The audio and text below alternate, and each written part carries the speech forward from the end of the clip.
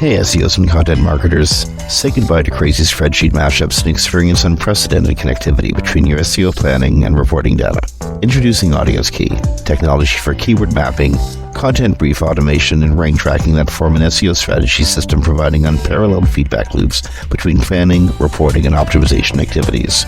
Put your time and energy into strategy, not data upkeep. Visit audiencekey.com and apply for a free trial today.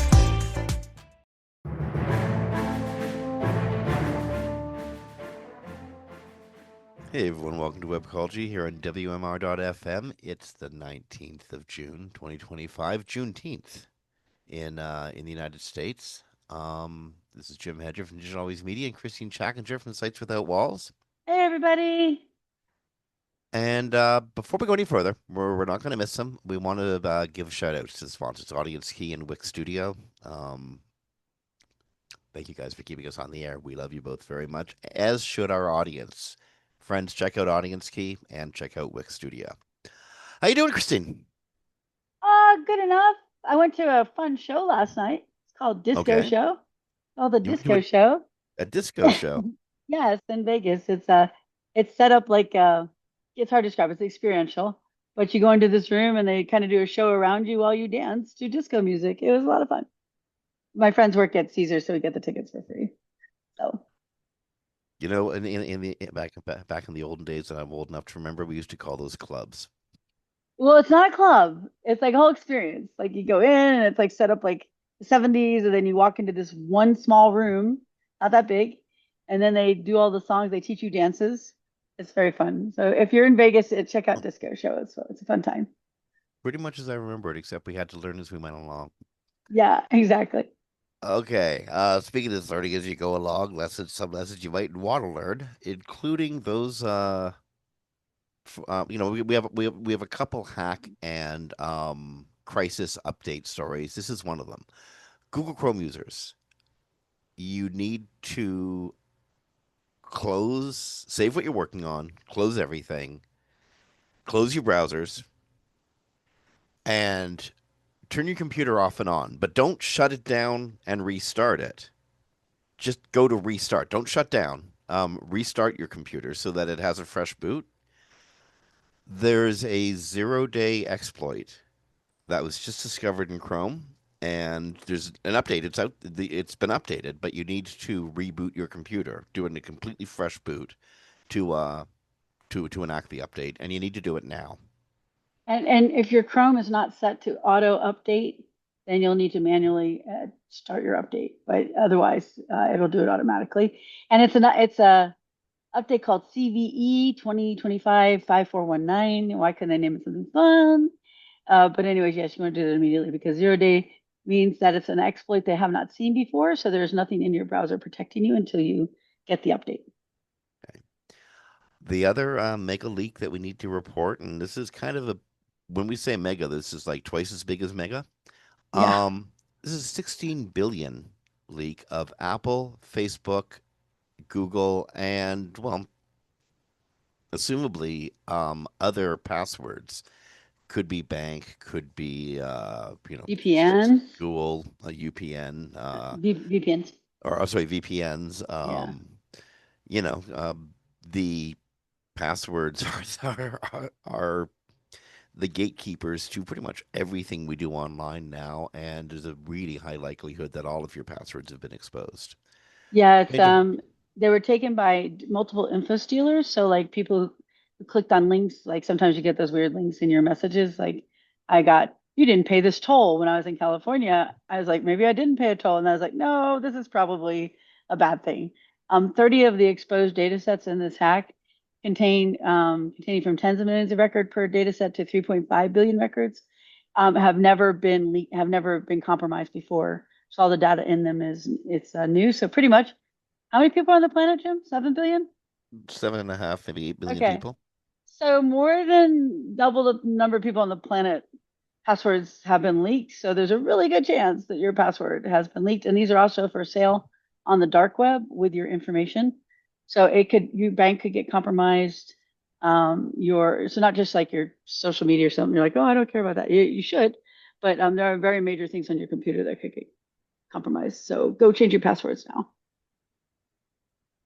Yeah, so this isn't again, this isn't one of those maybe you should go change your password warnings. This is a 100% absolutely go do this. And I'm sure other tech focused podcasts have told you the same thing. Go out and do it. Yes. So from June the 12th until Yeah, that's got the, I'm sorry, this is my mistake somehow. there's a It's the bug in wrong yeah, bug in title. Search Yeah, it's the wrong Console. title. Yeah, it's a bug in Search Console. The title is incorrect. Um Great. yeah, okay. So Google warned about this. There was a bug in Search Console. Google Discover wasn't recording information. And then it was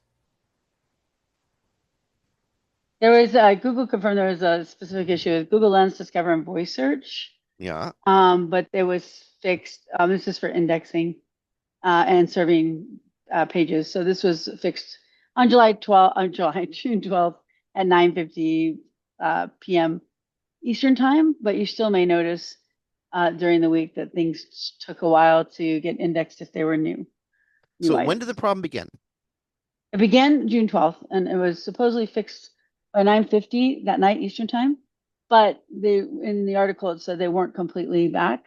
They were noticing that still when you look for the past hour in Google search, you weren't seeing anything there. So So assumably, if you look in you're in Search Console and you open like say the View in Discover or the View in Google News, you'll see a dip on the 12th. This is yes, why. yeah, this is why the content wasn't being served. So if you see like, especially if you're a large publisher, you could have lost like millions of views that day, Well, and hold that on. would So be not only was it not recorded in Search Console, it just wasn't sent out. It wasn't viewed. yeah, they weren't that. There was a problem with serving actually like serving the information, new stories, like new things weren't being indexed. Wow. So yeah, it was a weird day. Okay, so if you see this in Search Console, that's why. Yeah, And if you saw it in Search Console before you updated your passwords, you did that in the wrong order. You should have updated your passwords first because that's an imperative. Get out there and do that as quickly as possible. Heck, turn off this show, update your passwords, and then start the show again. exactly. So we'll be back after these messages. Okay, we got to dive into the abyss, but just for a second. And this is a mind blowing, harsh, Yeah, cruel, stupid story. And the cruelty is that it's not a whole bunch of money, and it was so important to um, people in rural America and in a part of Texas that had no access to broadband internet. if people can even believe that there are places in this country where you cannot get fast connections. And if you are not connected to the internet, I mean, broadband connection is like being having a library card. It's like being able to go to City Hall or having health insurance. You need it to exist in life. Um, but Doge, the Department of Government Efficiency, um, canceled an $8.2 million grant from the U.S. Department of Commerce to the Kansas Department of Commerce to bring high-speed internet to people in rural Kansas who could probably use the economic opportunities that come with an information superhighway. Problem is, the president thinks that giving people in rural parts of Kansas equal access to the internet is somehow racist and illegal. Yeah, his statement. I think it's important to read his statement real quick. I know you don't like those statements, right? But I think his words are important here. I spoke with my wonderful Secretary of Commerce, Howard Lutnick, and we agreed that the Biden-Harris so-called Digital Equity Act, by the way, that's to help rural areas get on broadband, is totally unconstitutional. He said in one of his posts, no more woke handouts based on race. The digital equity program is racist and illegal, $2.5 billion giveaway. I'm ending it immediately and saving taxpayers billions of dollars. Yes, Kansas was 13 million, but this was for all rural areas in the country. It was canceled for everybody. The story just happens to be about the one.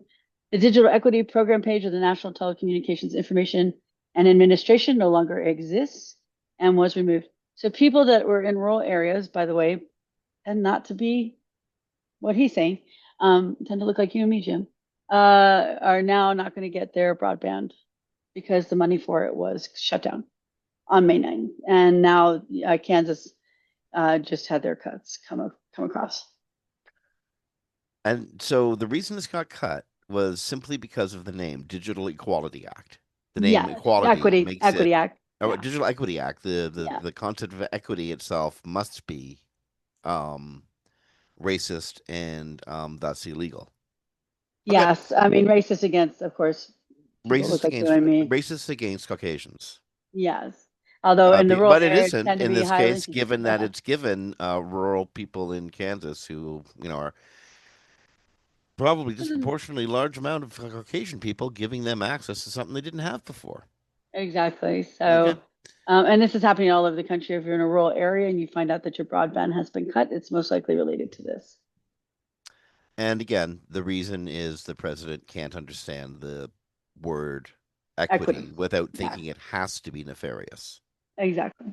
Okay. So, this now we're going to jump to Microsoft and OpenAI. They fighting. Well, they fight in The girls it's weird. fighting. A lot of our a lot of our stories recently have been about like just conflict happening in business conflict or social conflict or something. It's oh my goodness. Well, you know what? This is a time of great upheaval. So this I suppose natural. But Microsoft and OpenAI are in almost open conflict with each other. Microsoft is preparing to bail on its investments in OpenAI, certainly in the negotiation with OpenAI over the future of their partnership. What's happening, Kristine? So, according to the Financial Times reported on Wednesday, Microsoft told OpenAI it is prepared to abandon its negotiations with them over the future of its alliance. The alliance is super important to OpenAI because they own still 49% of OpenAI, and so therefore they have to agree to a buyout to for OpenAI to move to its new structure, which is, let's see if I can make sure I get this right, is a for-profit under a nonprofit, and they also could lose 20 billion in SoftBank bank financing if Microsoft refuses to agree. Chat OpenAI is accusing Microsoft of being anti-competitive, like antitrust, and they are even asking for the Department of Justice to come in and negotiate the issue because they think that their competitive nature is basically being antitrust. So so basically OpenAI needs Microsoft, and they need them to do what needs to be done to let them continue to receive this funding and to move into their new structure. And Microsoft is like, meh, we might just leave the table, and that would leave OpenAI in a bad Well, place. what needs to be done is approval of a corporate restructuring, allowing Yeah, OpenAI to become a what's called a public benefit corporation, which again is for thank you. profit under the umbrella of a nonprofit structure. Yes, that's exactly right. And that's from an article on Yahoo Finance. Some of that information I was just stating. Hmm. The team, so I remember they were having this thing about corporate structure like 3 or 4 months ago. And so now we're coming to the climax of this, and Microsoft owns almost 50%, 49% of OpenAI, because of the investment when September 24, 23. yeah. Um, so effectively, they don't got 50% plus one, but they have enough shares to slow down or even outright block a merger or a restructuring. Yeah, so this is from Yahoo Finance. OpenAI seeks to restructure its business. It's also looking to break free from some of what it sees as the more onerous terms of the Microsoft deal. So the two companies are at loggerheads over the new terms of the deal. But unfortunately for OpenAI, it cannot move forward with its for-profit plans without buy-in from Microsoft. So okay, so we're only talking. So if it doesn't move forward, it doesn't get the 20 billion. But 20 billion is what? Lunch, the preparation of like several owners' manuals and some nudes for OpenAI. What does Yeah, 20 billion account for I think they in bill a like multi-billion dollar 20 days of venture? operation, I think. I think they burn like close to what the others No, I do think around that a no, that's Meta. billion a We're going to be day. talking about that later on. Meta, we Yeah, know but for I sure think is they burn doing a that much billion a too. day. I think they burn Um, that much, close to that much too. They burn a lot of cash. so that's a Yeah. lot of So, money. Um, so anyway, we'll see OpenAI what was, happens. The question is, what open, happens if Microsoft says no, eh? well, they can hold up the whole thing, and they've said they'll walk away from the negotiations. That's what they said Wednesday. But the drop And dead date is end of year. It's yeah, December 31st. If this doesn't yeah. happen, SoftBank is out. It's not going to be making that $20 billion investment, which brings into question the whole what was it, Operation Stargate? Because SoftBank is one of the major backers of the Trump administration's signature AI plans, Operation Stargate. Yeah, also OpenAI was hoping to get rid of its nonprofit status to get additional investors and renegotiate with existing ones. It also would have detached it from its legal responsibility to carry out its original organizational purpose, which is to advance digital intelligence in a way that is most likely to benefit humanity. I think it's scary that they want to get away from that term. Well, Uh, nobody. It's like nobody wants to be evil, right? oh, sure. Yeah. Um, Nobody wants to be evil, but it depends on what you define as evil, right? So anyways, if they don't get this deal, it's going to cause a lot of issues for OpenAI's continuing existence, even growth and existence. Yeah, that's most interesting. We'll see how that one works out. Okay, so now Google. So if you're talking Google, you mightn't be talking search exactly. And now we're going to start with antitrust. Um, Google faced a massive setback Thursday, attempting to overturn the European Union antitrust penalties, which involved Android, um, after the court's legal advisors sided with EU regulators. So, the European Court of Justice Advocate General Julien Rouquet recommended in a non-binding opinion that Google's appeal against the fine worth more than 4 billion euros, which is like 4.7, 4.8 billion American, Google's appeal should be dismissed. Yes. And the original fine was three antitrust penalties of 8 billion. So they got it down to the 4.1. Can you imagine? I got it I mean, down to that's good. 4.1 That's good million lawyering. billion. I only owe 4.1 billion now. Yeah, so they got it down, but they have refuted it. I don't know the EU legal system well enough to know what their options are after this. And I don't think the article really goes into them very well. Well, So we just know that right now Google has lost its appeal. It has the trimmed penalty will no longer be honored. So in this case was all about how Google was using control of the Android operating system to sort of push around people who were going to be on that OS. Much like there was cases against Microsoft in the early and mid days of Windows, because it too was using its heft to control what user experience would be like, which pretty much controls what people will do with the device. you want to hear one interesting fact about Microsoft in the early day? I know from someone who worked there Mm? that they only completed anything they did to 70%. Like Microsoft Word, the browser. Remember how they were always so difficult? Because the 30% they left open was for other people to develop to the software, which kept them out of antitrust. Hmm. No, there you Yeah, go. yeah. I just thought it was an interesting fact to throw in there. So So in Mexico, there's been a years long antitrust case going on. It just got closed in Google's favor. it did. Um, Mexico's Nope. Federal Economic Competition Commission, called incidentally COFECE. Oh my gosh, it is. C I O know. P I F was thinking E of C making a joke. E. Yeah. So in 2020, it went after Google's digital advertising services and via search page, and also the ads shown on third-party websites. Um, Google obviously controls the search space, controls the algorithms, controlled when the ads come up, and um, was accused of obviously using its weight to throw more energy towards its advertising networks than competitors' advertising networks. And Mexico's government, Mexico's court system said, no, it's, you know what? Nobody was forcing them to buy the ads. They could have bought them anywhere they wanted to buy them. So Yeah, ruled in favor of Google, basically.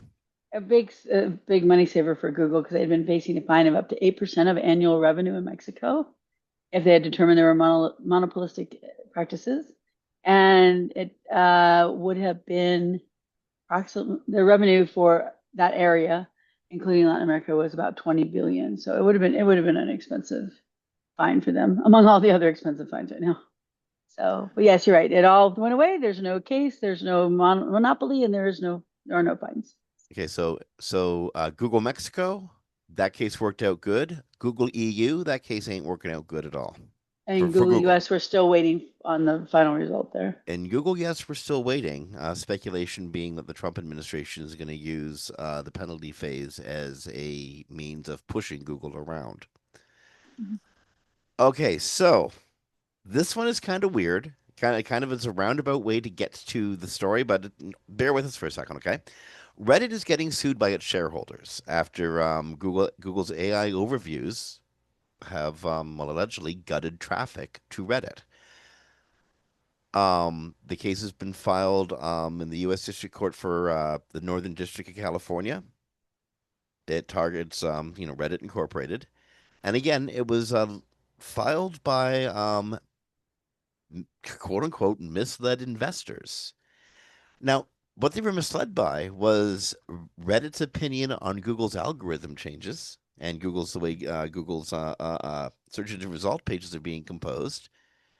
Reddit's not getting the traffic because of AI overviews, and therefore all that really great Reddit advertising they just sold shareholders on Yeah. last year isn't getting the eyeballs.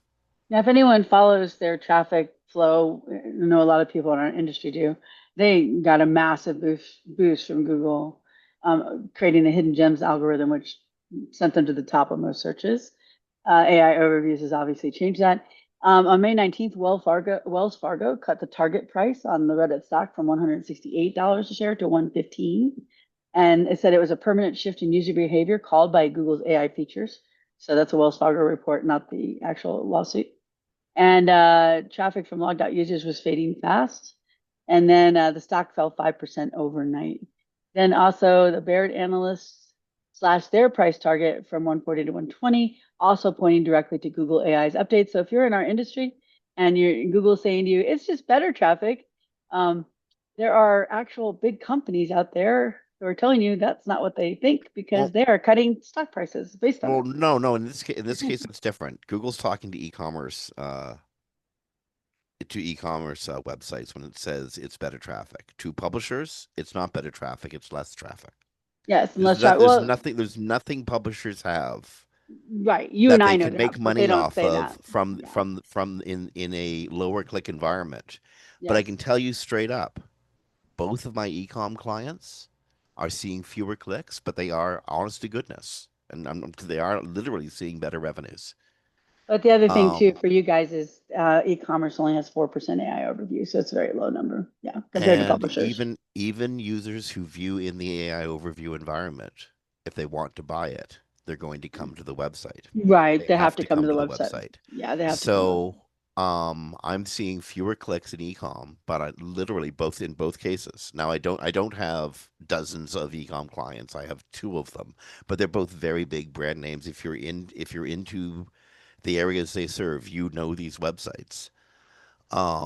And again, we track user behavior and revenues through Google Analytics, GA4, and they're both up. But if you're a publisher, you're getting hammered because no one's seeing the ads that you're selling. Your Right. eyeballs are down. And also on Reddit, because they're also being put into the hidden gems, not just the AI overviews, people are getting the content and not having to go to Reddit. Well, and this So is the thing that really got Reddit that got the Reddit investors because like you said a year ago they were in Hidden Gems and Hidden Gems was pushing reference to reddit.com and individual Reddit threads was pushing them up to the top of the SERPs, right? And so people were actually yeah. clicking and going to reddit.com or a Reddit page.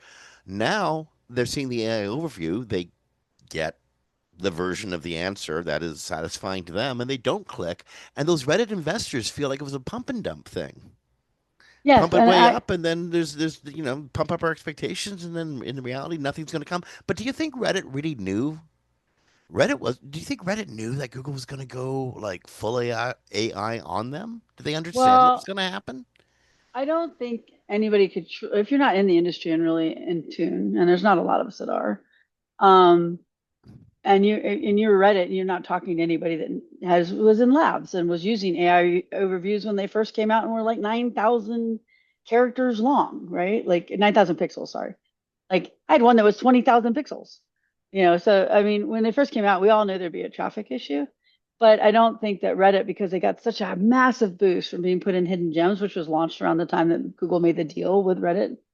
But it's And also then, around the time when they're pumping investors on the new ad right. system too, right? No, yeah, yeah, I'm totally the same thing. So, and then when AI overviews officially came out to everybody, I don't remember the date anymore because I was in labs for a long time. Uh, that caused the traffic to go down, and as Wells Fargo said, it's permanent, and I agree, unless something massive changes, like they move it from the top of the page or something. We've seen them test that. But yeah, so Reddit, unless they had someone with our level of knowledge and me who are tuned into this stuff all the time because we do the news stories every week, they probably weren't aware that this could really destroy this much traffic, and they probably weren't aware it would affect their stock.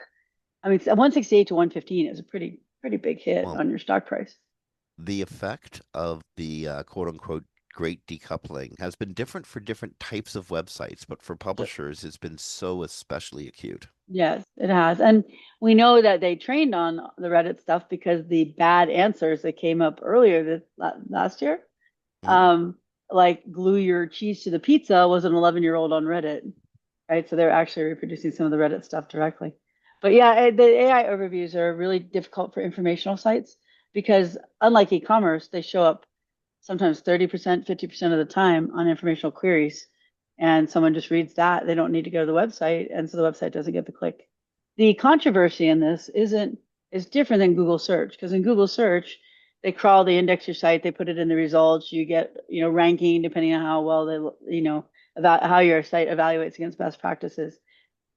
But the problem with this is they went through all your content and trained on it, you didn't know, and then they now create these overviews from that content. But in addition, you can't shut off the crawl from Google um, AI, because if you do, you shut off yourself to Google completely, and there's very few sites that can do that. So it's kind of a double-edged sword for anybody who's a publisher because, like you said, they have to have that traffic to their website, or they don't get their ad revenue, and that ad revenue is massive. It's Yeah. what keeps them alive. So. So we're coming to a point where even the mega publishers are going to be having problems sustaining web traffic and sustaining revenues. Yes. And when that happens, I'm not sure. I mean, like the thing about the mega publishers is they put out fresh content every day. It's always new stuff, and it's generally human made writing, like human written Yes. writing. That's why they like it so much. Yeah. Yeah, but what happens when they don't make money anymore? I mean, like Yeah. if I were a publisher right now, I would absolutely be playing with AI content, not because I wanted to, because I had to. I don't think I'd have a choice. Oh If you want no. to keep publishing, you know how to put content out, but you can't afford the people to write the content because ain't no one clicking the ads because ain't no one looking in the first place. But you got to publish content anyway, even though it's what's putting you out of business. As someone who does site recoveries, AI content is very risky. Well, So indeed, but I've I've seen sites what are you gonna completely do if you demolished got for no it. other choice? Well, the choice is you have to find different revenue streams and you have to find different ways to make money.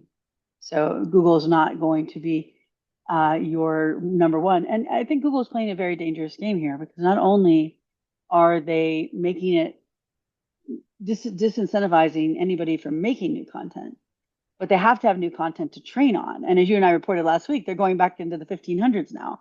I expect in Chat GPT, we're going to see these and thous, right? Because they're out of new content. And they really don't have many sources left for new content except people who publish on the web. And if they can't get clicks to their websites, they're not going to care to make that content. Now, if you're a big news publisher, sure, you're going to find a way to survive.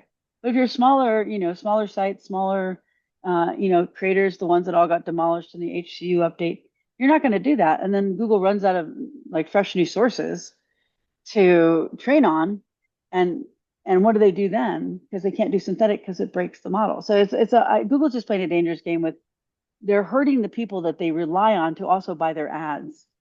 So they won't buy ads. They won't have sites. They won't try to rebuild after they get no more clicks. Like it's such a dangerous game. I have to think either they have an out plan or they don't.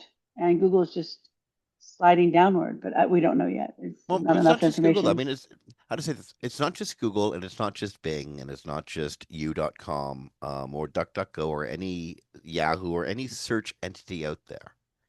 Perplexity exists on its own. Meta has its own search engine. Grok exists.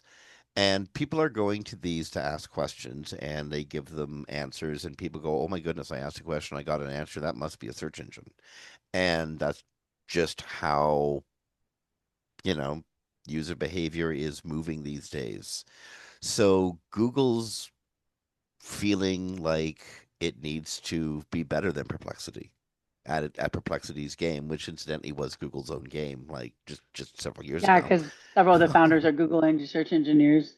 So Yeah. it's a catch 22, almost like a figure eight that they're in. Well, they They could don't have have a done it. choice. Well, they do. They could have done it. They're very brilliant people there. They Mm. could have found a way to do it where they don't kill the publishers. But They could. but They they could have. I'm not sure. Honestly, I'm given that I'm working for one of those large publishers right now. I've been racking my brain for 2 months on this. One of the things I obsess on, and I don't know. I honestly don't know. It's like a publisher needs people to read its stuff. That's the only reason they exist. Yes. I am Um, a firm believer in C answers. So when I work with a client and the A answer doesn't work and the B answer doesn't work because they are arguing against each other or people are invested in different solutions, I find the C answer. And the C answer is the one that has a little bit, has a lot of each. No one gets 100% of what they want, but everyone's happy because it fulfills the goal without doing the harm. And the problem is we haven't figured out what that is, but I guarantee you, if you put the minds that are at Google on this, they could have found a better way to do this that doesn't harm all the publishers to where they're losing 50%, 30% of their clicks. again, So, the thing that I think is most important for publishers right now is to be known as the place that information came from. You are the trusted source yeah, for, be it event driven, tradition driven, whatever it is. If you're putting it out, you are the source for it. Make sure your users know that. yes, very much so. Branding is very important. We're going to have Morty on about branding sometime in the next month or so. That's Yeah, very but important. except Yeah. he's on 2 or 3 different podcasts every day about Oh, branding. Like yes. seriously. But he loves us and he still wants to be on here. He told me. Yes. So, Yeah, yes, indeed. yes, Okay. So I really agree with Satya Nadella, Microsoft CEO, on this. It makes perfect sense. I often say, and I think this is kind of a philosophy of the show, is we really don't know what technology is going to do, but users will tell us. And um, Joseph Smith's great hand of the economy is real. There's the um, way people do things, be it like, corporations or individuals, institutional or just people, dictates how industry and sectors and technology and innovation or whatever develops. And in this case, Microsoft CEO is admitting that AI is currently generating no real value. It ain't making a profit.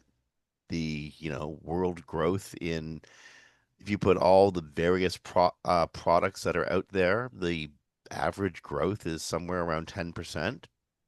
I don't think that profits from AI have can be said to be growing at 10% at this point. yeah, I'm not sure international growth is literally sitting at 10%. I think that's probably a very optimistic number on Mr. Nadella's part. Nevertheless, AI isn't making money. It's not yeah. generating a great deal of value for Microsoft. But what about individuals using? I mean, like, it's not making money for Microsoft, but it's certainly increased individuals' productivity. Um, It depends. There's oh, different no, no, it studies. absolutely. You know what? I was talking to an accountant earlier today who is using AI to write formulas in Excel. Yeah, it's very individual dependent though. It's very use case dependent. Very The much so, but it's sped this accountant's personal practice up substantially. That's great. They would have spent hours doing this, and they That's spent great. seconds instead. The people investing hundreds of billions in dollars aren't worried about individual users, so and Mm, they're not investing hundred. exactly, except that will be where they're making their money if they can get all of us to throw all of our Yeah. belief and So money and faith. Like, if you're willing to spend $200 a month and all of us will do that, then they'll make their money back. But that's not going to so happen. they so Microsoft originally their original statement was this is going to replace almost I believe it was 70% of their developers.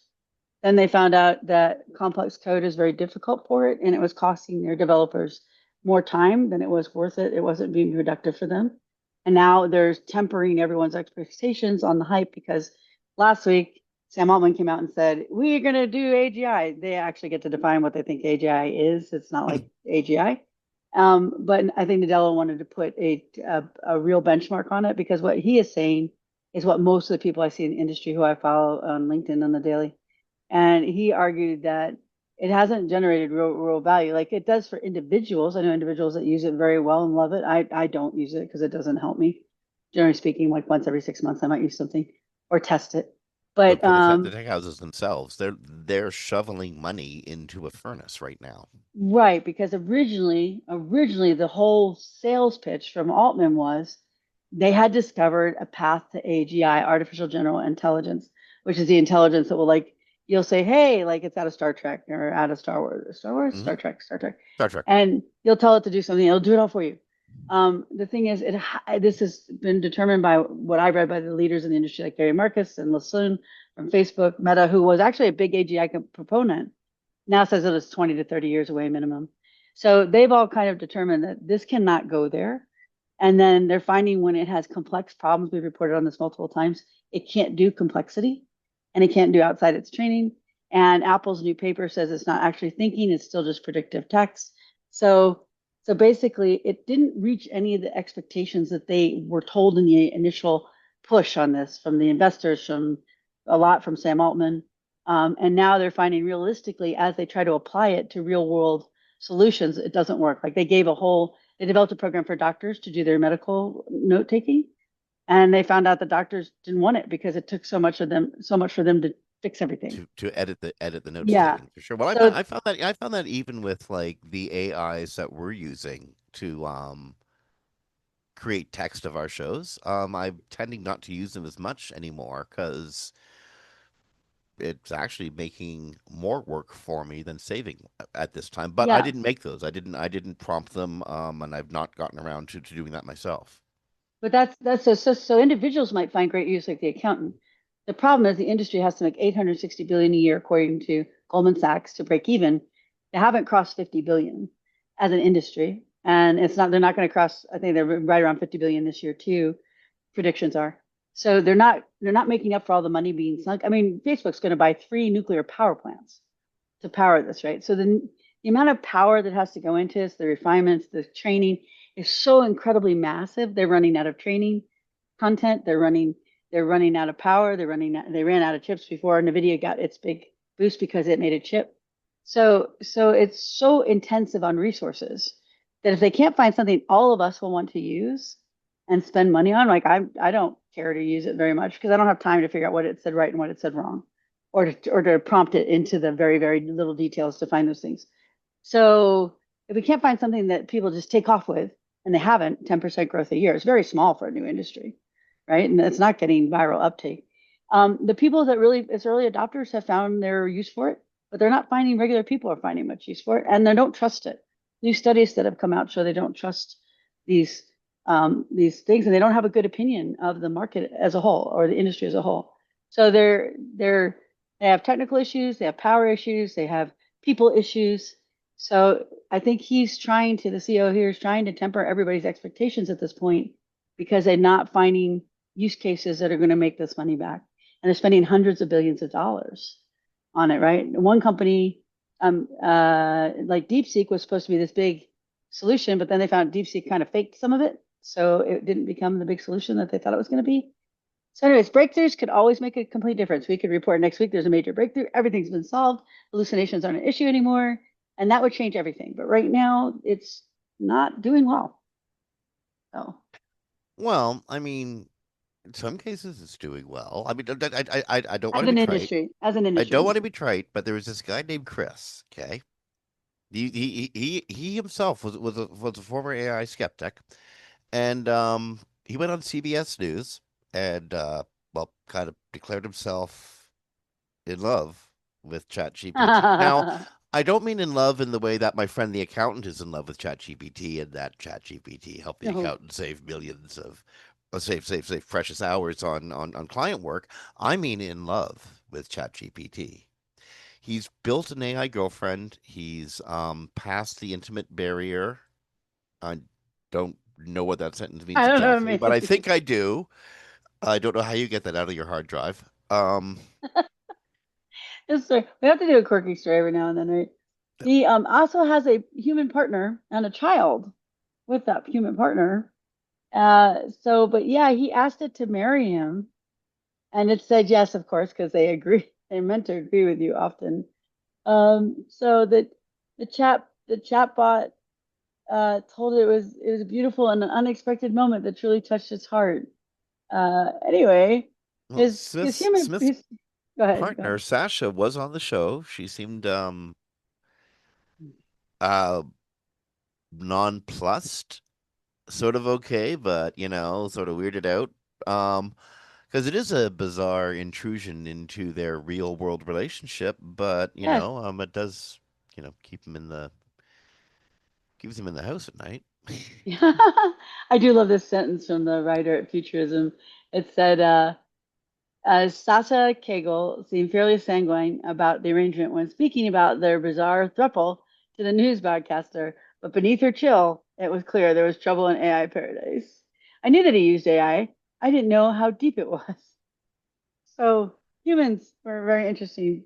You can only be glad that they no longer make floppy drives on computers. Oh, I'm sorry. That's a Yep. yeah, Yeah. yeah. Not a cup holder. No, it's not a cup holder. Oh gosh, Okay. I'm not So going there. We need to just focus. XAI, the Yes, uh the AI the AI firm owned by Elon Musk. Grok is the name I think of the actual artificial intelligence, but XAI is the corporation that runs runs and the infrastructure and all that, and it's burning through about $1 billion a month. yes. Um, AI is eating cash for breakfast, and the AI company expects to go through about 13 billion this year. Yeah, it does have new financing, new equity funding, 4.3 billion, plans to raise another 6.4 billion in capital. And that's on top of the 5 billion in debt that Bloomberg has why can I not speak? Previously reported Morgan Stanley is helping it to raise. But the corporate debt is expected to help pay for AI's data center. Either way, it's burning through a lot of cash. And I think at $8 a month, he's gonna have a hard time making that back, but I'm sure he has other uses for it we don't know about yet.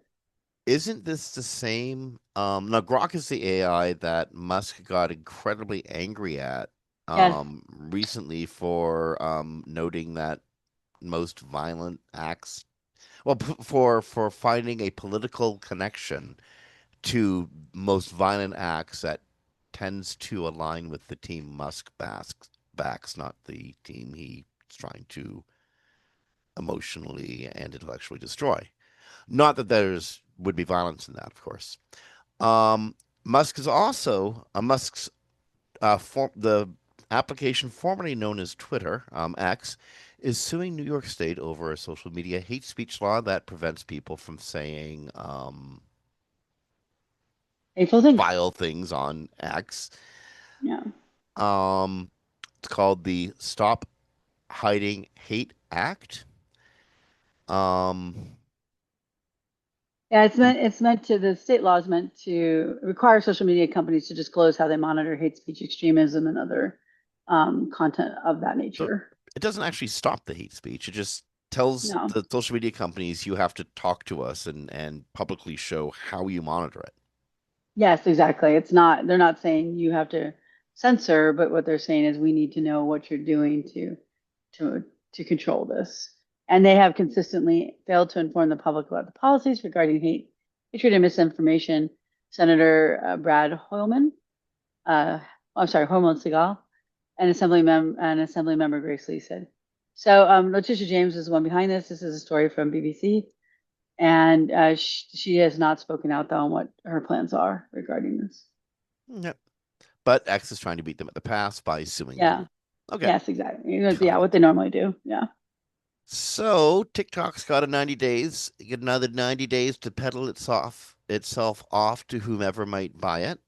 The Trump administration has granted another 90-day extension to keep TikTok live in the United States, giving advertisers, um, continue a platform that is still there, um, and giving ByteDance another 90 days to offload TikTok or face the certainty of another 90-day extension. Yeah. Because basically what ByteDance won't do is sell the algorithm, which I totally understand because we know the algorithm goes outside of what it's supposed to anyway. So if they sell the algorithm, then we'll know exactly what it's been doing as far as data, what it's taken as far as data, what it's highlighting, what it's promoting, all that stuff. So I don't foresee ever ByteDance selling the algorithm. And if you don't sell the algorithm with the platform, it's pretty much useless.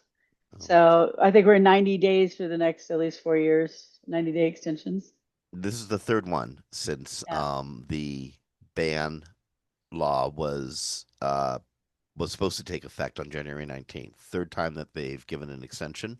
So yeah, I think Kristine's right. We're going to see at least 8 or 9. Oh, sorry, 9 or 10 more of them. Yeah. Yeah. Unless something major changes. But like I said, I don't see them selling the algorithm because that would expose what they've been actually Okay, looking at. Yeah. so you have 3 months or more to use the new TikTok AI video tool. Allows you to generate branded videos from images or text. The Sympathy TikTok's Symphony Showcase products. Yeah, so basically, it's like a lot of the other ones. It just allows you to easily make avatars or text. The text prompts will make a video. I don't know how good it is. I haven't seen an example or someone discuss it yet. But image to video and text to video capabilities allowing you to turn visuals or written prompts into 5-second branded clips. This is from Search Engine Land. This would be the And perfect time to have somebody from ByteDance come on and say, "But yes, Kristine, you have seen it. You just haven't known. That's how good they I, are." exactly, exactly. And very possible. I've seen some lately that are pretty scary on how good they are. Yeah. Yeah. And it's only a matter of time before you won't be able to tell the difference. Yeah, true. Well, I don't know. That's hard to say There'll always be because I five mean, fingers somewhere. I mean, six well, yeah, fingers just little somewhere. subtleties of facial movement. I mean, Yeah. I'm sure that there are little things that the human eye notices that we haven't noticed to notice yet, but we'll see.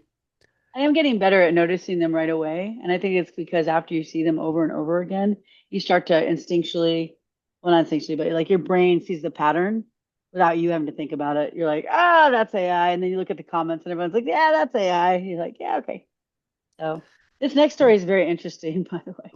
This is a weird one. So It's Sam a weird Altman one. is really Yeah. mad because apparently folks from Meta are offering, get this, $100 million to poach employees. Now, we don't know if this is 100 million total in signing bonuses or individual 100 million signing bonuses, Yeah, but it they're doesn't say. offering outlandish amounts of money to bring new talent, or to bring talent from OpenAI over to Meta. And actually, Zuckerberg is so frustrated with his inability to get the top talent that for AI. He has taken it upon himself to meet with experts in the field at his home and has reportedly shifted the layout of the company's Menlo Park headquarters to put the new team near his office. This is according to Bloomberg and the New York Times, and this is a CNN report. So, so yeah, so if you're really good at AI, you could get a dinner at Zuck's house and maybe I don't know. I can't imagine that's 100 million for one person. That'd be kind of insane. That is generation building wealth. I mean, that's Yeah. the kind of wealth that means that your children and their children never have to do anything, really. I, I have seen like tweets that look like he was offering 100 million per person, but that would be insane. Well, Because there then has to people be, would you just know what? take it has to be Think of like vested like stock or something like that. think of the tiny number of persons in the world who would be Yeah. eligible for that, who Yeah. would have the talent to be worth that much money. Because yeah. You're looking at the Alex Ovechkins, the Listen. Mike Trouts, the greatest of their field, you know? Yeah, and this is for the super intelligence. Zuck has decided to change the word because AGI has a bad connotation, but super intelligence, when you hear Zuck talk about it or Meta, it's just AGI. It's the same thing, just a Yeah. different word. Yeah, You rebranding remember it. that? You remember Silicon Valley, the I TV love show, the that comedy? show. Oh my Remember God, no, Hooli? Like I used to work with that people is just such a like that. Hooli move, Yes, it don't you really is. think? I could probably point to in my life in tech to individuals that are exactly those people in that show. Oh, I well, yeah, love that show. that's the beauty of working in tech. You know, Yeah, it's like watching The Social Network. I remember yeah, watching The Social Network with my wife at the time and going, yeah, I know that, I knew that guy, I knew that guy, I knew that guy, and you never actually knew those people personally, but you knew yeah. those people You know because those you hung people. out in Yeah, those rooms. exactly, exactly. Okay, so if you're chatting with Meta, speaking of Meta AI, and you're chatting with it, it's not actually a secret. There's a feed that the a live feed, So in fact, that the disturbing. Meta AI app chat is goes to. Do you remember? I remember walking through the Googleplex and seeing their live feed in action. And every search that came up on Mm. Google would go across that feed, no matter what it said. Same sort of thing, publicly visible in the app's scrolling vertical discover feed. Every prompt you make or chat Every you prompt take, you make. Sorry. there you go. I knew that was coming. I had Is to within my visible, head. publicly visible. So don't think you're hiding anything, you perv. But you can hide it. That's the good thing. But they don't, of course, it defaults to not being hidden, which I don't understand. But you can go into your data and privacy settings, manage your information, and they'll make all public prompts visible to only you, apply to all, and then it will do that. You can also delete all prompts from the past. I would suggest doing that because you probably forget someday and be asking something really personal if you're talking to the AI at Meta. So yeah, make sure that you shut that off. I can't believe there's an open feed. That's insane. I can absolutely believe there's an open feed. Come I on, Christine, you've been doing this show for what, 2 years now? Two no, and a but half. what's the? Of I need to course there's understand a the screw up. purpose. There's no No, of course there's a purpose. screw up, and I there's don't a think it's a catch screw up. I 22. think There's it's a back door. intentional. I think it's Yes. in, yes. So yeah, yeah, I yeah, yeah. mean, Check. yeah. I mean, if there's a lesson of this show, one of the lessons of this show is that if it's digital, it's open. Everyone can see it. There's no privacy on the web, no matter how much you want it badly and how much it should be there. And You can never. there was someone who tweeted it. Wild things are happening on Meta's AI app. The feed is almost entirely boomers who seem to have no idea their conversations with chatbots are posted publicly. They get pretty personal. I so Second don't pitch. want to know. Yeah, I'm not. I'm not going to read it, but Justin Moore, Venture Twins on Twitter, has them posted. If you want to see that. So. A, that's gross. B, that's my future in 10 years. I so don't want to know. Now we were raised on tech though, so we'll know how to use it. Oh no, just the Uh, stuff they're talking to I OpenAI know. about. Yeah, That's what gets me. yeah. Okay, I'm talking to Meta. Okay, this is really scary. This is I mean, I guess everyone knew this was coming eventually, but OpenAI has just signed a very big deal with a huge deal, you might say, with the U.S. government. It's going to change the future of AI as we know it because the person that you talk to over the phone or the person you might be coordinating with in the battlefield might be AI in the coming years. Yeah, they're selling it as like help for because also local and state government, not just federal. Hmm. It's going to be. They said we're already seeing how OpenAI can help public servants at the state level spend less time on repetitive tasks and more time on high impact work. That's what they said in their announcement. And then across these efforts, we're aiming to improve the day-to-day experience of public service and to help government employees feel more empowered, more efficient, and more supported in their critical missions. We'll see how it goes. This is, by the way, an article from Tech Radar. We'll see how it goes just because we know it has a lot of errors and the errors are not getting better. They're getting worse from the latest studies and tests. So from ChatGPT, their new one is highly erroneous. It's the most erroneous one they've ever put out. So I don't Well, know, like, is this going to be good for your job? Maybe, maybe not. how noble. We want to build a brain for the world, Sam Altman, Yes. on the future of OpenAI. And yeah, we want to build a brain for the world. So there you go. There you go. Um, I've spoken to many of the world's brains recently, and I think it's about fitting. Sure, Yeah, why not? I'd like to trust the person that wants to build the brain for the world. And I do not trust Sam Altman. So, Most of the brains I talk to hallucinate a lot anyway. no. It's just a fact. Okay, so this is a neat one. Waymo's self-drive Google self-driving car is wants to go back to New York. I just saw a picture. PubCon's happening in Texas right now, and I just saw a picture of Ryan Jones and Jen Slegg in a Waymo taxi in Dallas. Apparently, it's a beautiful car. It's a Jaguar, but there's no driver. Yeah, I would not get in one, but I understand why they're testing it. Well, Um, if but if Jen and Ryan emerge from this car alive, will that give you a bit more confidence? no, because I've been to DEF CON and talked to the people in cybersecurity who manage these cars. Oh yeah, but have Um, you ever driven with Ryan Jones? I mean, seriously, the Waymo's safer. well, definitely not scarier than the New York human taxi bikes that we took in the rain. I don't know if you were there for that one. Anyway, so Oh, these I are not, remember. I do. Oh, was that the big bike race? From the Bruce Clay drinks to the SEO Moz Enclave. yes, yes, and we're all riding in the taxis. It was a lot of fun, but it definitely M was not Me and Jessica without Bowman lost danger. that race badly, Did but we you? had a lot of fun losing. Oh, so funny. So this one, New York will not allow for autonomous vehicles without a driver. So they're trying to see if they can get that changed for Waymo because they have fully autonomous vehicles and ride-hailing services. My issue with this though is that it does hurt people who are drivers, taxi drivers, things like that. But I also because I know security on them, the issues with them.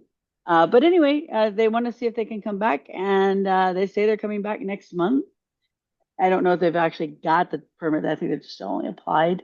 So we'll see. I mean, that's definitely a great place to train. They've been training in Vegas for quite some time. They're down near the airport. We see them drive all the time. So, Okay, so you ever wonder how people sometimes spot AI content? This is this is this it's is this so, is uh this is a weird one. yeah. So Alan Blywythe, the great content auditor or the great website auditor, found that Yoast SEO was injecting data start and data end HTML classes into content. Um, as it The turns, how to say this? yeah. It shouldn't be. Those wrappers don't need to be in there. They're often a legacy from somebody else's AI content, and they ended up getting there in the stupidest of ways. They also had HTML that literally said like AI something. Well, So, and it's the how it content. got there. That's the fun way. I was dropping that for you, by the way. Oh yeah, well, this is when it comes from like Word or something where there's AI, but they were dropping it on. This article doesn't cover it, but it was covered in people talking on LinkedIn and Twitter. So basically, it was also dropping around regular content that people had written, not even AI content, AI tags in the paragraph. So it was basically saying this is AI optimized content, and it wasn't. And even when people hand wrote the content, it was still putting it in there. They do say that they're going to create a fix for this, and so it will go away. I don't know why it would have been there in the first place. Probably just an oversight when they were doing the testing. Nobody noticed. No, But it was yeah, it gets injected by copying and pasting. If you take a this group of one, this text, article is yeah, this article is about that. But people also found that when they didn't use AI content, they were seeing it as well. They weren't copying it from somewhere else. They like wrote the content, and it was like and Yoast there. was just inserting the Yeah, start these and end tags. date. Well, it was not just start and end date. There was another tag that said something about AI. I don't remember the specific phrasing, but it was like AI optimized or something like that. That was the other tag that came from Yoast specifically and not from just copying it from somewhere else. Okay, so that was a rolled out on June the 2nd. Apparently, they're working on fixing it now. Yes. Yeah. People were not happy about that. Google is testing AI voice chats in search. This is in Google Labs, but you can have a back and forth conversation with Gemini chatbot and get enhanced search results off of it. Yeah, basically it's just it, it, it's just an AI powered search feature that everyone think everyone, no, that's AI mode part. I'm sorry, I misread part of the It's article. AI mode, and Yeah, it's but AI it's in the mode, mobile but you can environment, which talk. I found most interesting. Yeah, It's mostly in the mobile environment. It's where most people do voice search. They tend to do it in mobile far more than they do in desktop, and I find that interesting because of a stat that we reported on last week. 90% of all interaction with AI search results come from the desktop environment, not the phone environment, mostly because the viewport on the phone is just a weird yeah, place and to the interact AI with AI. overviews, and they're so big. Those AI overviews are so big. So, So Google's testing, real-time chats in again, ostensibly mostly in the mobile environment, given that's where people are doing vocal chats. Um, so we'll see if this changes the interaction numbers from desktop back towards mobile, which is ultimately Google's goal. and Search Live operate. It's called Search Live. Operates in the background, letting you continue your conversation with the chatbot while navigating other apps. You can also tap a transcript button to see the text version of the response, and it will save your past live conversations. This is an article from The Verge. I have not tested it yet, so I'm going to have to rely on The Verge here. Oh my goodness, what I would do to read the output of my father's conversation with his chatbot as he tries to navigate all the other apps on his phone. That would be actually, you know what? I don't want that would be terrifying. That'd be hilarious. Yes, It'd that be would be very funny. hilarious. Okay, so this story really bugs me. It was in search engine Yeah. land, and the way it was phrased sort of made you go, "Oh my goodness! If I look at Google Search Console, I might actually see the output of AI interactions." But you're not gonna. Nope. We get the clicks, which is any But we, external click in AI mode counts as a click in Search Console. You get yep. impressions if your page appears in a Google AI response, AI overviews, or AI mode, it counts as an impression. And if they expand the AI overview, it also counts as an impression if it's in there somewhere. And position calculated like standard search results. AI mode does not appear as one position like AI overviews. Each component inside AI mode, link, image block, or carousel has its own position depending on whether it qualifies under Google standard search rule elements. Most people in the industry don't understand how Google Search Console comprises position. It's always been like this mathematical formula. Like if you're in separate places on the page and one of them is number one, you'll still be like number 1.5 because it was also in the knowledge graph and also in like a people also asked because they calculate it together. So I would tell everybody to go look at how they calculate position now related to Yeah. AI mode. It sounds like There's we're going to actually get a lot of useless information. there's actually a really cool search engine land video.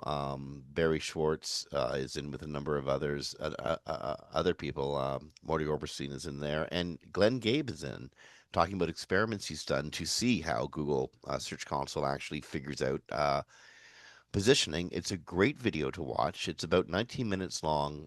The first 13 or so minutes specifically about how Google Search Console treats data from AI mode and AI overviews. And here's the bad news: a click is a click.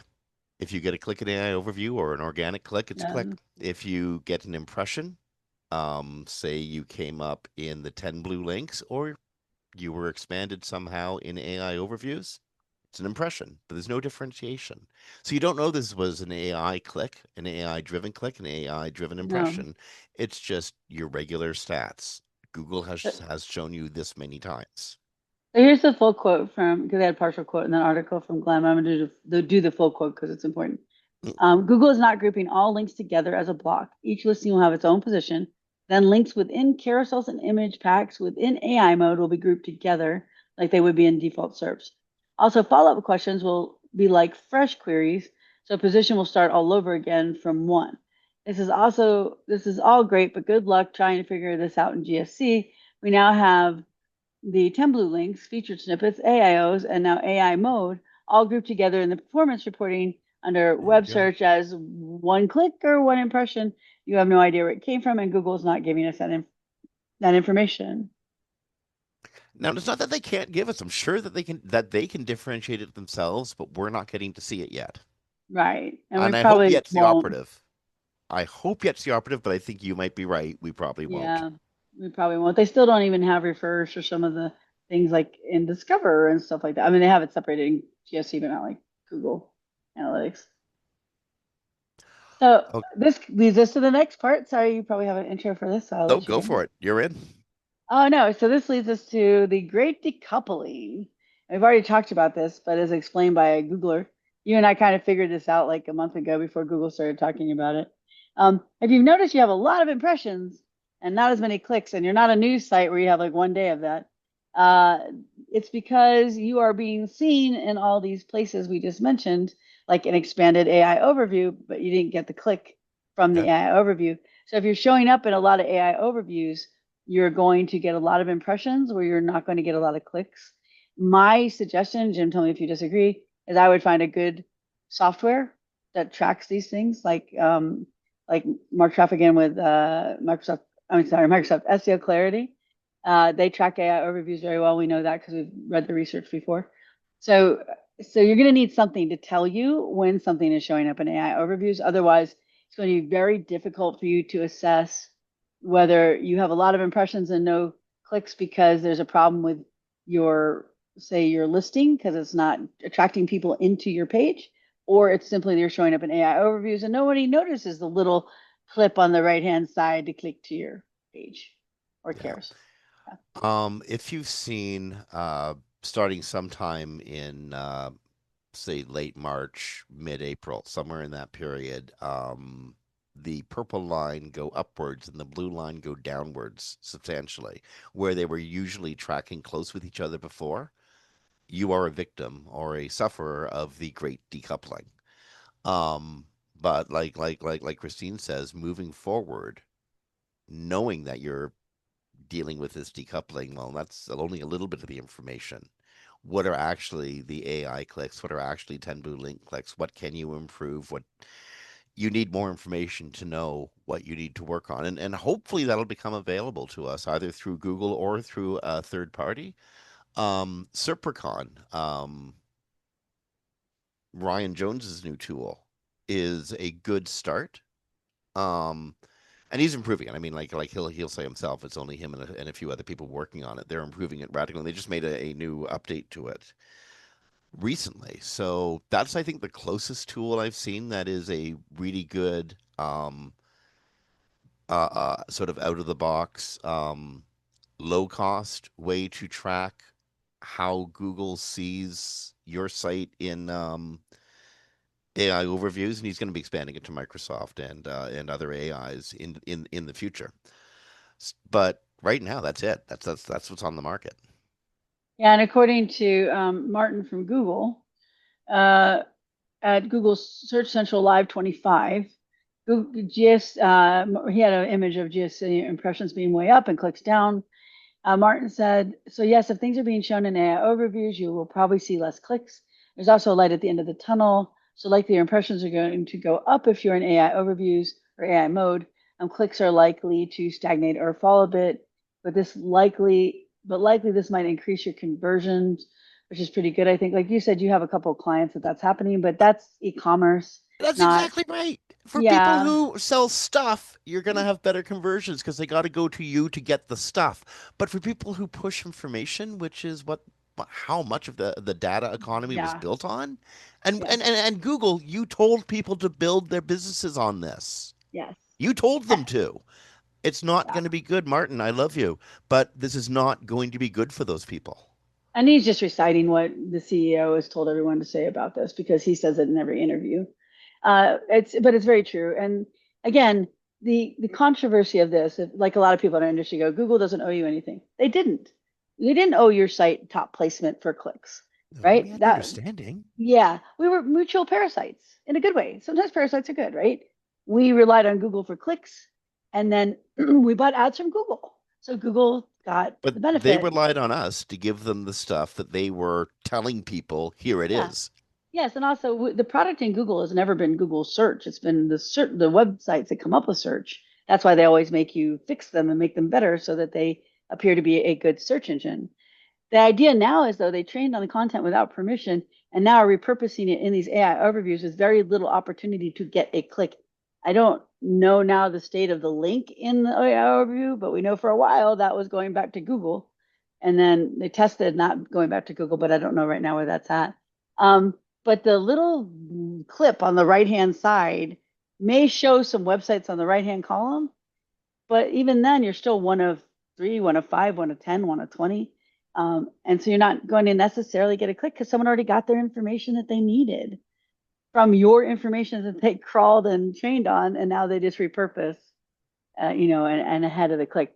I would advise people to get a digital strategist on board, not just like there's SEOs who do understand the entire complexity, like Jim and I do, of where you can surface and find other places where you can help replace that traffic.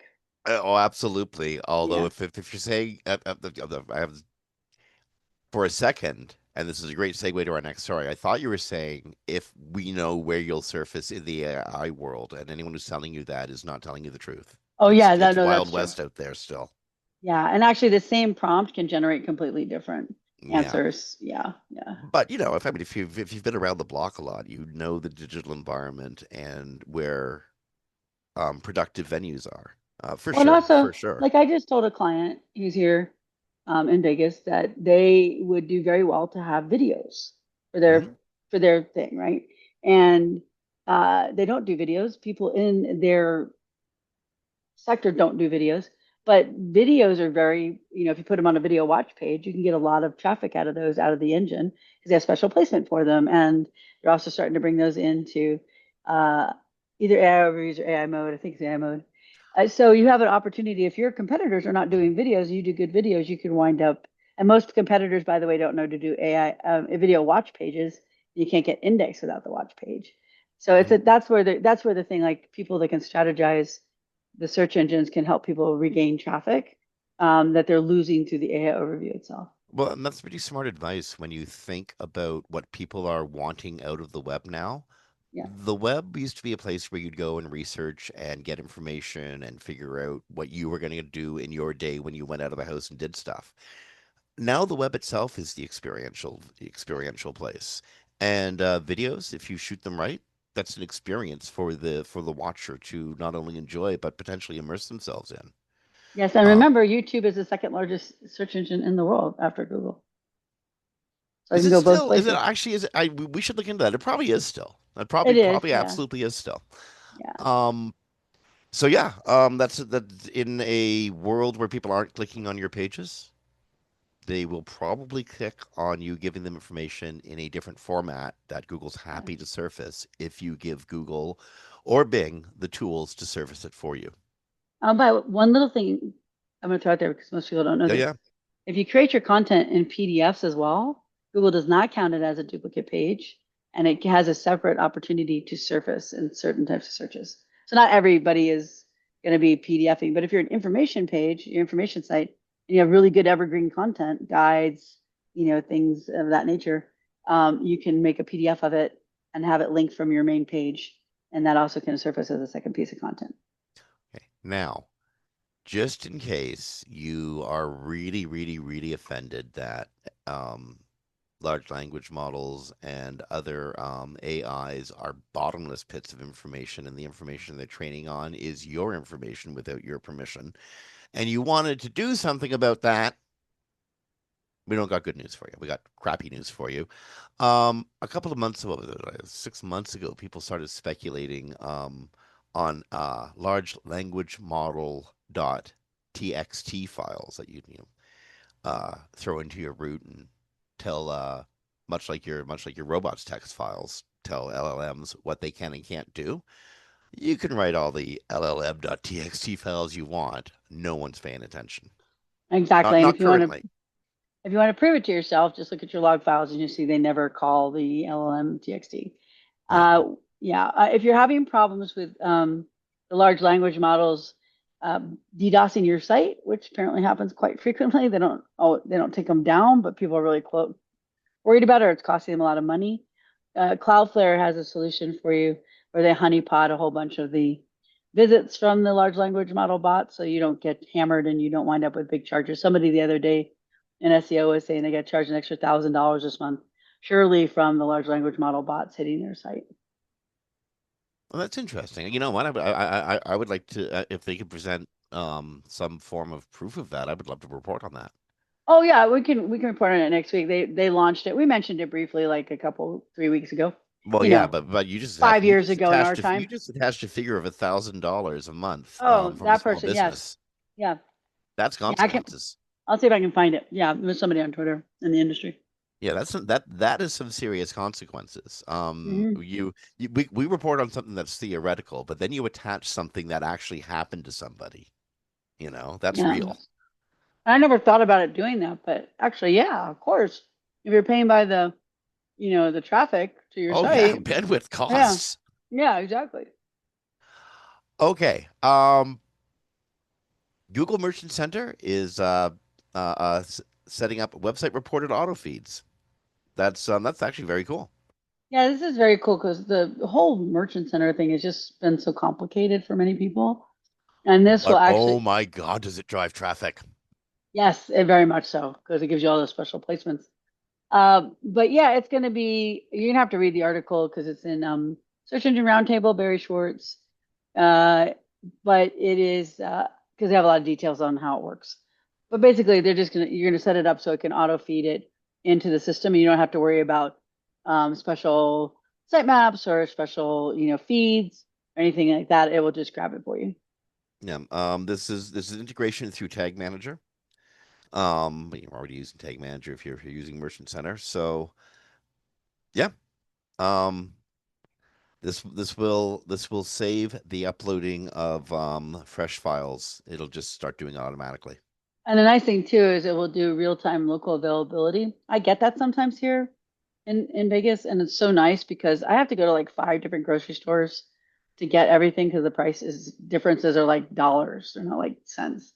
And so it's really nice if I can go ahead of time and look for this drink that I drink called Kavita. And it's not in stock most of the time, and it's only a few places that usually have it in stock, so I can look ahead of time and go, oh, it's in stock. I'll go to that store and get it. And that's the price, and it's always on sale at places. So that'll be really helpful for people who are using Merchant Center. Okay. Google is expanding the number of ways you can enter AI mode. Now it's being put into the uh, uh, It's in trending searches. there you go. Yeah, and people also, I think it's also, yeah, AI overviews. And people also, it's AI overviews, and people also ask. But Google is now testing AI mode within people also ask. So it'll give So you a series of questions which you can visibly explore further in AI mode. I still say this goes to my theory because they keep putting it in places that it's not getting a lot of uptake. Um, I could be totally wrong. We don't have numbers. Google will probably never tell us. But this is like the fourth placement I think we've heard about in the last like couple months, new placement. But yeah, it's And weird though because we already get so many of those questions. Like sometimes I've got like 5 sets of questions. Do I not want another set of questions? I don't know. I don't think Google's necessarily trying to pump its numbers of people using AI mode. I think it's trying to inform people they're going to be using AI mode because why wouldn't they just turn it on? Why would they tell you? You know, I don't think they're trying to pump anything up. I think this is more of a we're informing them because if they're trying to pump up their numbers again, they would just do it. Yeah, we'll see. Definitely, that's a definite possible theory on what's happening. I just feel like when they're pumping it this much, that they're not getting the numbers. But also, he does eventually want to place search supposedly with AI mode. So that could be part of it too. I just think we have way too many search. These are those boxes where you have all the search things in them. There's just too many. I had a really cool exploration this morning. What's that? Well, there was a notice that went out. Barry put it out. That was one of the first things I saw when I got up this morning. Google URL structure help docs have been updated. Now that sounds really dry and dull and boring, but it's actually I'm really cool. I'm really into URL structure. It's Yeah, same here. one of my secret tricks actually. And so Google has updated its document. It's broken it down and made it easier to read, easier to use, easier to understand, and it's introduced new examples of how URLs might be structured, just sort of based on new ways we might track or put parameters onto the ends of URLs, and it better outlines what Google considers its best practices. Go check it out. There's a great deal to cover, but honestly, it's an update of the structure help document, and it's a good one. It's good to refresh yourself on. And I got to tell you, it was over my second cup of coffee this morning, and I really enjoyed it. Yeah, it's got a lot of good Just for the sake of it. information. It also has something new called Follow IETF STD 66, which is a standard IETF standard 66. So you definitely want to read that because I'm pretty sure most SEOs don't know that abbreviation. So ChatGPT is updating to improve tracking and analytics with using UTM parameters. So you can set parameters. You can tell uh, uh, uh, Google Analytics. Well, you can tell your URL to be visible in this certain way in your analytics software, Adobe, Google, um, Bing, etc. Um, so that's kind of neat. You can. so I have some confusion here. Maybe you can help me because I really am Mm, confused here. yep. The UTM is set by you, correct? Yeah, you set it on your URLs. So if But if you're this not URL was clicked out of a AI mode or a Chat GPT environment, then but the question is you're not supposed to have your internal URLs with UTMs on them because they can mess up the analytics software.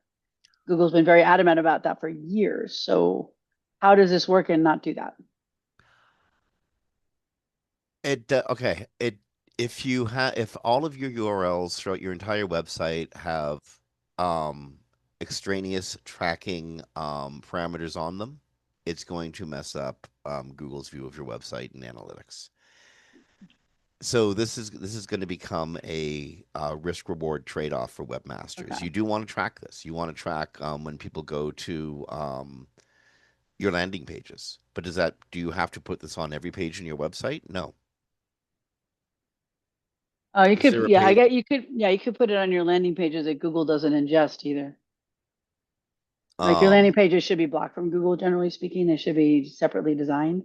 So, but and then they're already blocked from Google. So, UTM source equals chat GPT isn't necessarily a bad thing, although it does use by nature uses an underscore, which Google says we don't like. yeah, we're going to have to get some clarification, I think, on this because if you're using it on a live URL that Google's ingesting, it supposedly will hurt your analytics. And then, as you said, they don't like underscores. And the reason underscores are different than dashes is I don't think this has ever changed, but it could have because I've never heard them talk about it recently. But the underscore actually is a programmatic piece. So the dash isn't. The dash is just a dash, but the underscore actually links it all together. So it's not separated. So if you have like, um, orange, mandarin oranges, right? And you put those together in underscore, Google will see it as all one thing, one piece, like it's in quotes. But if it has a dash, it'll see it as two words.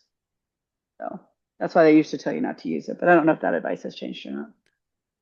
Okay, Google has made new updates. It's updating when local questions and answers will be displayed. This likely comes down to how queries are entered into Google and Google deciding whether it wants to give a local question answer or a AI overview.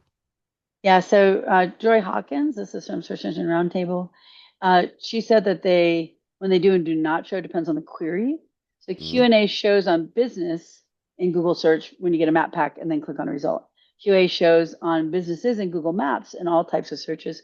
QA does not show on search when you get a direct result or knowledge panel without getting a map pack. And then she gives some examples in the article, plus there are a bunch of images. So if you want to check it out on Search Engine Roundtable. Google updates when local questions and answers displayed. Okay. Okay. And getting into the "we will be your lifestyle service." Yes. That's the holy grail of pretty much anything digital is personalization. And if we can make the product suit every user out there, well, that's 8 billion customers we're about to make a whole bunch of money off of. So search in my entire career, the whole big holy grail that search has never actually fully gotten is personalized search. chatbots are well, they're a lot. How to say this? If you want personalization in search, chatbots are the way to personalize things to individual users, absolutely. Although the result sets may or may not be questionable. Um, ChatGPT is really moving into personalization by by announcing it's testing support for Gmail and Google Calendar integration. So if you've got ChatGPT helping plan your life for you, it's now going to be reading all your Gmails and um, Google Calendar and figuring out the who's, what's, where's, and when's of your life. Also, it'll be able to analyze email, create a response to email, turn emails into a story, and then make schedules directly from ChatGPT. Yeah. Yeah. By the way, just so people understand, if you read a lot of ChatGPT or LLM content like Jim and I do, and you respond in an email using it, we're gonna know most of the time. So try not to do your personal responses using the Although ChatGPT. in the future, and I got some friends who are college professors, and they've been facing this question for a couple of years now, but now it's a reality. It's not no longer a question. What do you do when everyone's doing it? Well, that's true. I'm just saying on a personal level, your friend might, or parent or employer might be a little offended if they think you used a chat bot to respond to a personal email. They might. But Yeah. again, what do you do when everyone's doing it? How offended am I going to be when everyone under the age 20, when everyone under the age 30 is using bots to talk to me? Yeah. We'll I mean, talk I might about be that. offended, but how offended am I supposed to be? It You it know? does cause trust issues, you know. So just people might want to consider it. It's just my personal feeling. Anyway, ChatGPT has crossed this threshold, and there you go. Yep, there you go. So now we're going to our fast stories. And did we catch everything up top, Jim? Did we miss anything important? No, I'm pretty sure we hit pretty much all of it. Okay, so we got to get through these quickly. So I'm going to start with this one. I don't think, just jump in if you have a comment. I'll ask you at the Go. end if you have anything. Google Messages catches up, delete for everyone feature rolls out. So you know how like you use Google Messages and you can only delete for you and not delete for everyone when you make a mistake or send the wrong message or put it in the wrong thing. Well, now wrong chat. Now you'll be able to delete for everyone. Thank you, Google, for catching up. I think that's been available in most messaging services for years. They also have a um, they also have a snooze component, so you can just snooze by pressing on that chat. For it'll just automatically snooze it for a period of time, so you don't have to go on mute. So it's just a quick way to snooze the chat. Anything to say, Okay. Jim? Nope, that's all good. Google Ads Okay. is testing a design with horizontal lines, sort of like filled halfway across the little ad space. It looks like a bar that's sort of filling in as, a program download or something. It's not. It's just a line that only fills in halfway across the space. It's an eye catcher. They're testing to see how this works. Yeah, Google's success with ads has been disguising that they're ads. This one's a little odd to me. Also, it's a little weird because it's like not just half a black line, but the other half is like a not filled in line. Well, yeah, So it's like a full, again, it's like a little scroll as yeah, your program's downloading. yeah, it's just a little odd. We'll see. We'll see. If it stays, we know it worked. It just worked. Bing tests dropping Microsoft name from the Bing search box. I think reported on like 2 months ago that they're dropping the Bing name from the search box. Now they're putting Bing back with the logo and removing Microsoft from the Bing search box. Well, you know what? One of them is going to produce a better result than the other. Exactly. So Exactly. those you can't fool those folks at Microsoft. They do math. You know, there's something called A/B testing that they could have done it all at the same time, I think. But anyway, um, Bing tests bold and colored hover styles on snippets and related searches. All it means is when you hover over it, it's just a different color. Some are orange and stuff. I did go to Google, Bing News today. I got to tell you, Jim, Mhm. did not like the changes. Hopefully, it's just a test. There's like a big carousel at the top that if I roll over it, like gets bigger, and the news isn't Story like, pops out at you, but you can't yeah. actually read it till you click it. Exactly, and it was very well organized before. I could get there are a lot of stories there that I could see from a glance, and it's not anymore. So anyway, that's not on our story list, but just wanted to mention it while we're talking about that change. Okay. Let's see. Google Business Profiles roll out new interface for Google Posts. This is real simple. It's just a list view with that scrolls, which seems. like just Okay. pretty good UI. So anything to say there? Nope. This one is messed. Google Knowledge Panel buttons that are supposed to go to the URL about the where the stuff in the Knowledge Panel was extracted from are being directed to the wrong sites. Hmm. This is noticed by Patrick Stocks, who works at Ahref. He noticed that Ahref's knowledge panel went to another unnamed site, um, And then and this was noticed by others as well. Tom Critchlow spotted Love and Lemons going to an MX domain, not the .com. MX is your email. That's odd. John Deere, the tractor maker, they got broken. They got broken. And then Gagan Gorta spotted Uber Eats going to Uber Eats, like an A after Uber So Eats.com, which this was a domain that doesn't even exist. no, it was a At 404. 404. Yeah, like a mistake. So where they're getting these from, obviously they're getting them from somewhere because like the .mx is a email exchange. It wouldn't even be in Google. So yeah, so very weird, but I don't see any notice as fixed. Barry also wondered if it might be some sort of hack. I doubt it's probably a hack. Well, that's not a I think it's hack. just No. no, it's just something bad that Google rolled out, some sort of sourcing. Oh yeah, so Okay, check your knowledge panels. Make sure they're going to the right place. so you ever been too lazy to read your own AI overviews? Google will read it for you. They're testing an audio overview reader. I will say for accessibility, this is a good thing. Yeah. So if someone Okay. has accessibility issues, or if you're in the car and you want to hear, I don't know why you're searching in the car, but you might be searching by voice and want to hear it by voice. But yeah, um, I'm just thinking of being on the subway and hearing these things read out from people oh who my don't have gosh. headphones, who don't have the sense to wear headphones. That's what's You know, I annoying have, a, me.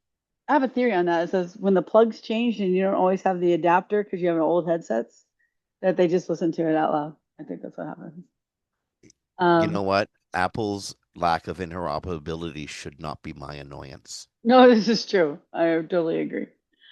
And then we have the Google search autocomplete with back to all. So basically, when you go to do a search and it drops down all that information and then it has related to recent searches on the second side, um, it will have a back to all to get you back to the results page.